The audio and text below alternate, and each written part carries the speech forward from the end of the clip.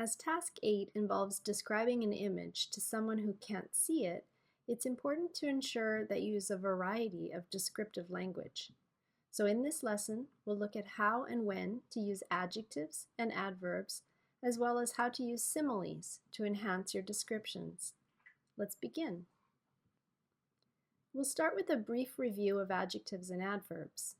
In the sentence, she is sitting next to a peaceful lake. Peaceful is an adjective because it's used to describe the noun, lake.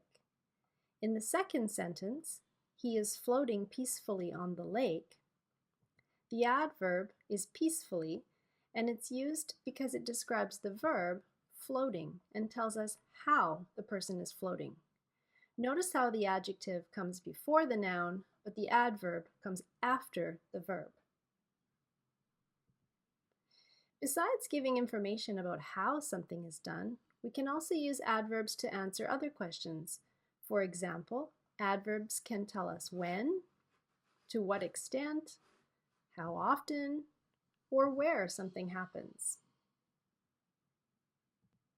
Here's an example of how an adverb can answer the question, to what extent? The lily pad was absolutely enormous. In this example, the adverb absolutely is used to modify the adjective enormous. It tells us to what extent is the lily pad enormous. Adverbs are also used to answer the question when. For example, they will leave for the retreat tomorrow. Here, tomorrow is an adverb which is used to modify will leave. It tells us when they will leave. In addition, adverbs can tell us where something takes place. For example, the lily pad floated in the middle of the lake. In this sentence, in the middle is an adverb phrase that describes where the lily pad floated, which is a verb. And finally, adverbs can answer the question, how often? For example, you rarely get a chance to visit a place like this. In this sentence, rarely is an adverb modifying the verb get. It tells us how often you get a chance.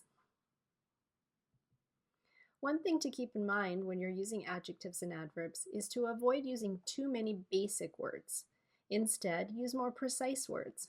For example, instead of a big lily pad, say an enormous lily pad. Or instead of very calm, say perfectly calm.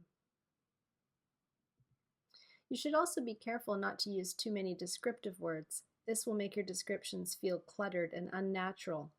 For example, the very large, brightly colored lily pad floated calmly in the perfectly still, extremely clear water, while the incredibly relaxed people casually played an interesting board game in the warm, soft sunlight.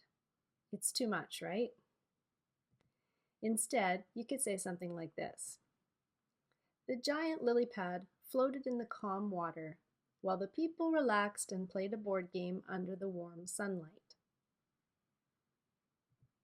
To build your vocabulary of academic adjectives and adverbs, you can study words that can be used both ways. For example, to describe this image, you could say, the room has an elegant design. Or you could say, the room is designed elegantly. All you needed to do here was add ly to the word elegant, and you've changed the adjective to an adverb.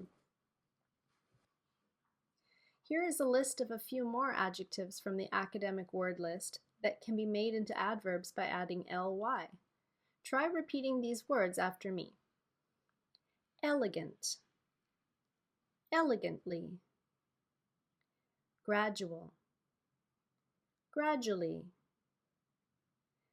delicate, delicately, remarkable, remarkably, efficient, efficiently, obvious, obviously,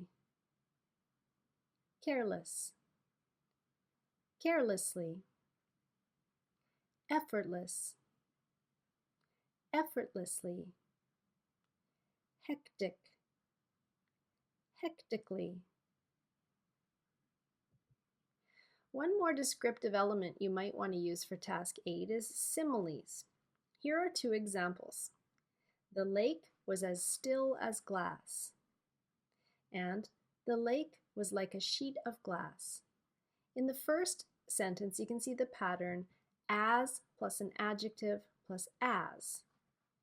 This is the first way to make a simile. The second example uses the pattern like plus a noun or a noun phrase. This is the second way to make a simile. Let's see how similes can be very useful for making a basic description more interesting. Instead of saying, the lake was clear, you could say, the lake was as clear as a window to another world.